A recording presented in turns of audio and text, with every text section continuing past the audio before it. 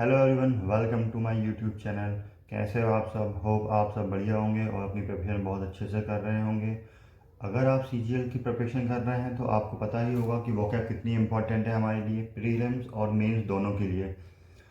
ठीक है, इस वीडियो के थ्रू मैं आपको बताऊंगा कि वोकैब का बेस्ट सोर्स क्या हो सकता है और वोकैब को पढ़ने का बेस्ट तरीका क्या होगा आपके लिए, जो मेरे लिए बहुत फ़ायदेमंद रहा है। ठीक है, तो लेट्स स्टार्ट। जैसा कि आपको पता है, प्रीलिम्स और मेंस दोनों में वोकैब आती है। तो प्रीलिम्स में इसका वेटेज अप्रॉक्स 8 से 10 क्वेश्चन का होता है, और वहीं अब जब मेंस की बात करें तो इसका वेटेज 10 से 15 क्वेश्चन के बीच फ्लक्चुएट हो सकता है। तो आपके लिए काफ़ी इंपॉर्टेंट है, क्योंकि प्रीलिम्स में 2 मार्क्स का एक क्वेश्चन होता है, तो अप्रॉक्स 20 मार्क्स आपके यहाँ से बन सकते हैं। और वहीं मेंस की बात करें तो वहाँ 3 मार्क्स का एक क्वेश्चन होता है, तो अगर 10 क्वेश्चन भी आते हैं तो आपका 30 मार्क्स का वेटेज है वहाँ पर।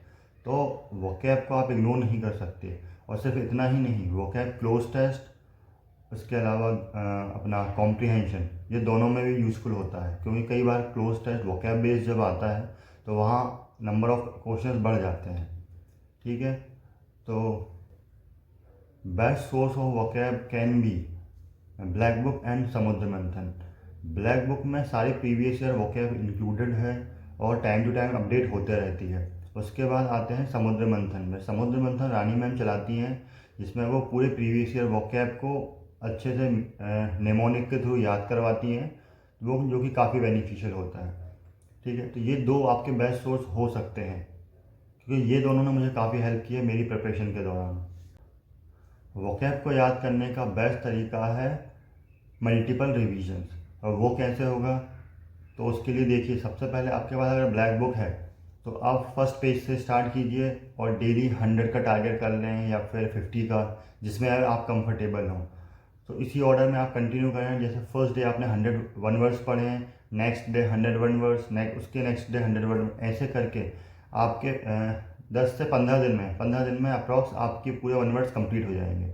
और सिर्फ यही नहीं करना है आपको, डेली 101 वर्ड्स पढ़ रहे हैं तो उसके साथ डेली 100 एंटोसाइनो भी पढ़ना है, 100 अपना इडियम्स एंड फ्रेजेस भी करने हैं।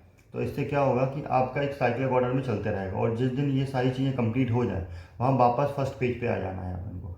तो ये एक अच्छा तरीका हो सकता है, मल्टीपल रिवीजन हो जाएंगे इससे। जैसे कि ब्लैक बुक में अराउंड 1501 वर्ड्स है, तो अगर आप डेली 100 का टारगेट करते हैं तो 15 दिन में आपका एक पूरी साइकिल कंप्लीट हो जाएगी। फिर देन आप वापस रिपीट मोड पे आ सकते हैं, ज़ीरो से स्टार्ट करके फिर 15 दिन में। और जैसे जैसे आप रीडिंग्स बढ़ते जाएंगी, आप नंबर ऑफ वर्ड्स भी इंक्रीज़ कर सकते हैं। जैसे अगर स्टार्टिंग में आप 50 कर रहे थे, तो फिर नेक्स्ट साइकिल में आप 100 कर दीजिए, या फिर उसकी नेक्स्ट साइकिल में 200 कर दीजिए। तो जैसे जैसे आपका ये रीडिंग टाइम बढ़ते जाएगा, आप वो साइकिल थोड़ी छोटी होती जाएगी। तो ये आपके लिए काफ़ी बेनिफिशियल हो सकता है। फिर उसके बाद आता है रानी मैम का समुद्र मंथन। रानी मैम यूट्यूब पे और उनके पेड चैनल पे वहाँ पर करवाती हैं ये, तो वो काफ़ी बेनिफिशियल है। इसके बाद जो अच्छी चीज़ हो सकती है वो है प्रीवियस ईयर प्रैक्टिस। यहाँ से हम प्रीवियस ईयर को याद कर रहे हैं, और पेरेंटल या केयरन में जो दी हुई है वो कैब ऑप्शंस के साथ, तो हम वहाँ से ऑप्शन से डील करना सीखेंगे कि कौन सा ऑप्शन सही है कौन सा नहीं। क्योंकि हो सकता है कि आपके इसमें 4 ऑप्शन दिए हों, जिसमें से 3 पॉजिटिव हों, एक नेगेटिव हो, जो आपको मैच कर जाए। या फिर हो सकता है 2 सिनोनिम्स एक साथ दिए हुए हों, तो वहाँ से वो आपको हेल्प हो जाए। तो ये काफ़ी अच्छा ऑप्शन हो सकता है अगर आप ऐसे प्रिपरेशन करते हैं। तो अगर आप इस वे में पढ़ते हैं तो आप एक मंथ के अंदर 2 बार पूरी ब्लैक बुक को ख़त्म कर सकते हैं, जो कि आपके लिए बहुत फ़ायदेमंद रहेगा, क्योंकि वोकैब जो है प्रीलिम्स और मेंस दोनों में बहुत इंपॉर्टेंट है। तो ये है आपका बेस्ट सोर्स पढ़ने का, और यह है बेस्ट तरीका आपको वोकैब को याद करने का। तो अगर आपको ये वीडियो अच्छी लगी है तो लाइक करें, और ऐसे ही और वीडियो के लिए सब्सक्राइब करें मेरे यूट्यूब चैनल को। Thank you.